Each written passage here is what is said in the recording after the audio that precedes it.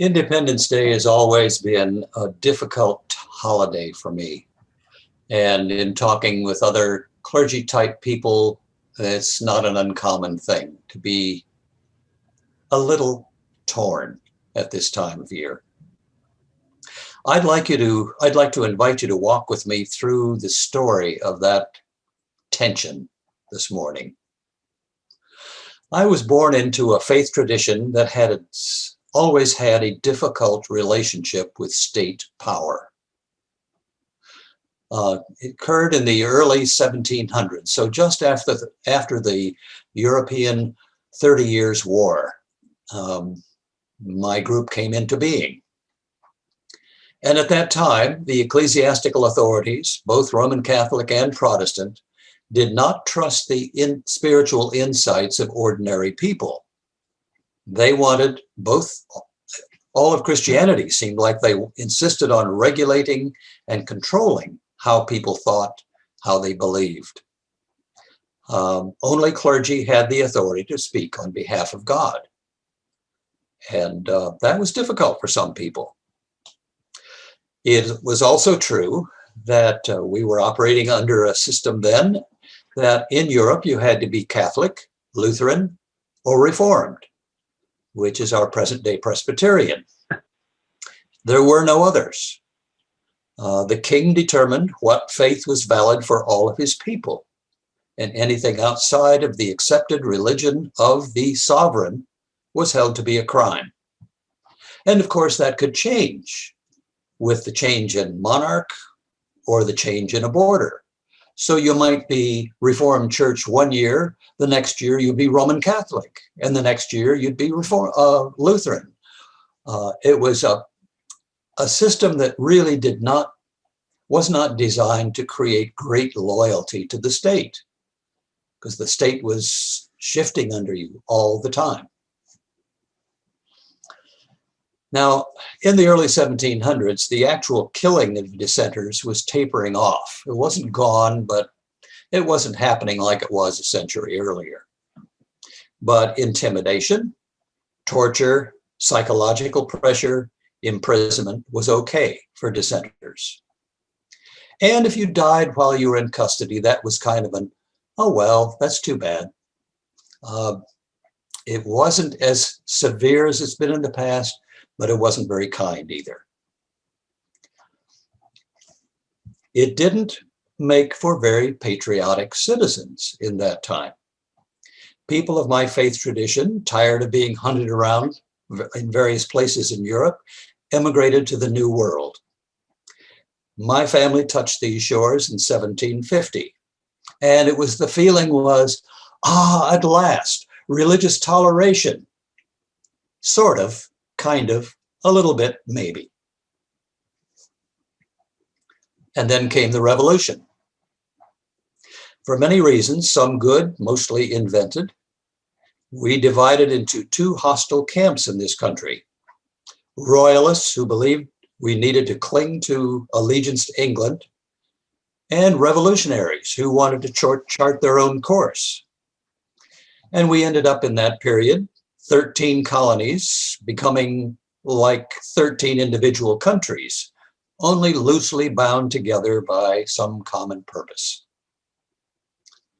And then there was a third group, my heritage, who did not believe in war, but just wanted to be left alone to grow crops, raise families, and worship God. And they ended up being hated by both sides and even killed.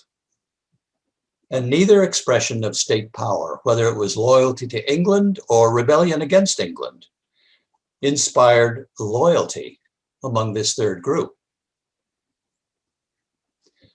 One of the early leaders of my people, a printer in Philadelphia, was actually harassed, bankrupted, and driven into exile by none other than Ben Franklin, our esteemed founding father.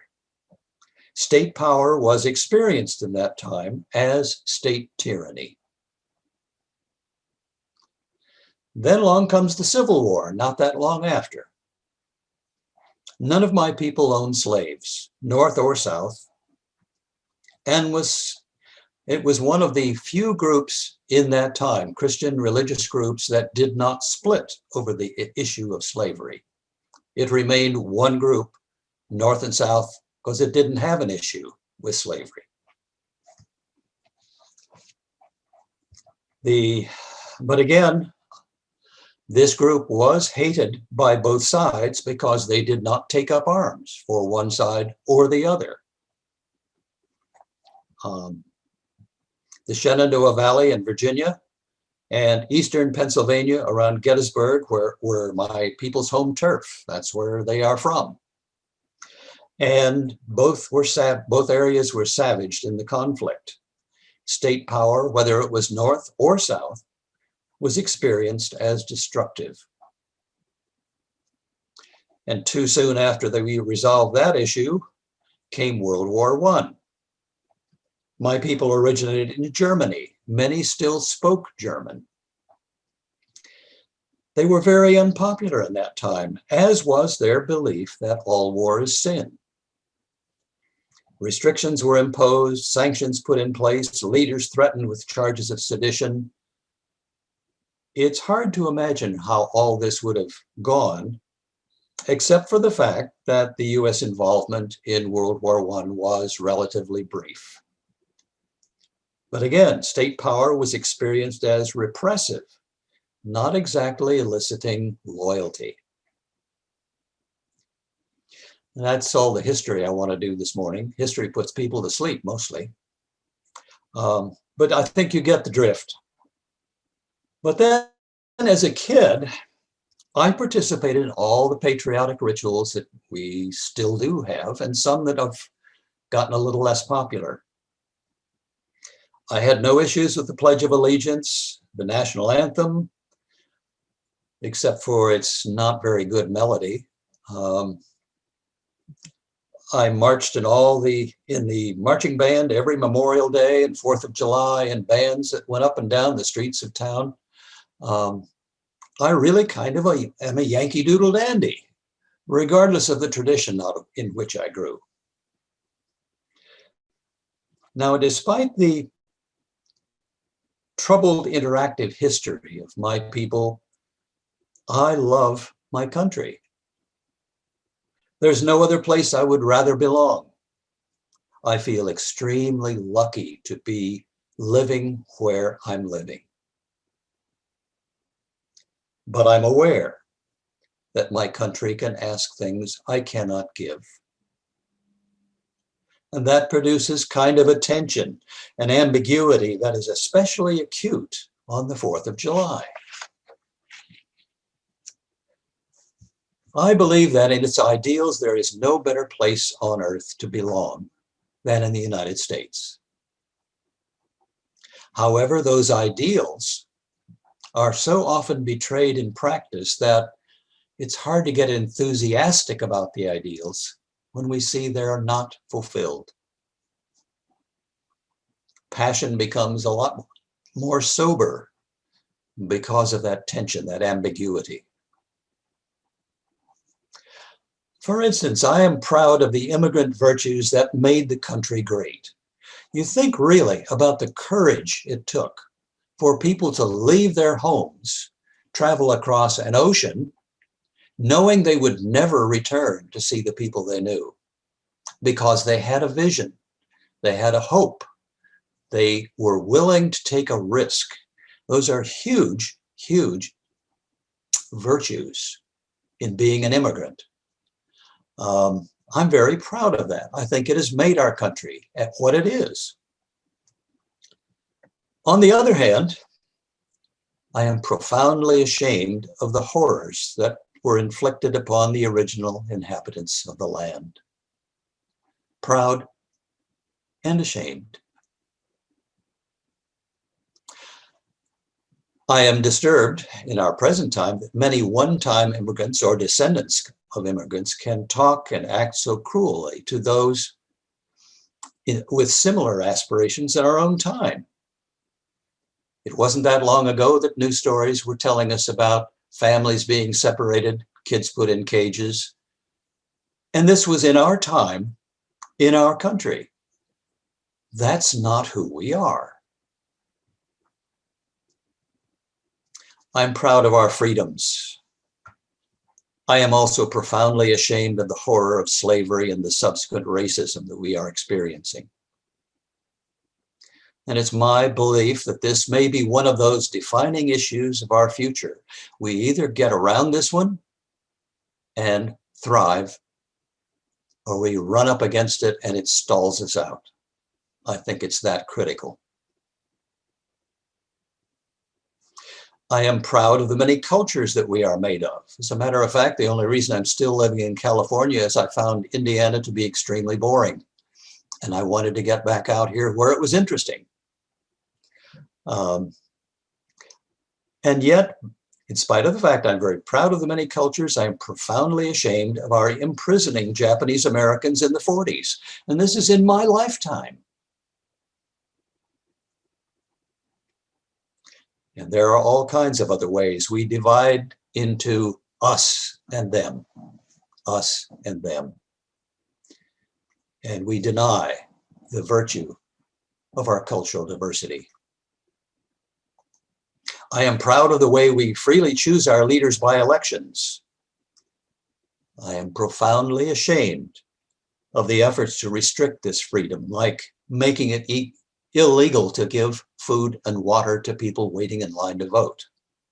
I can't quite imagine that.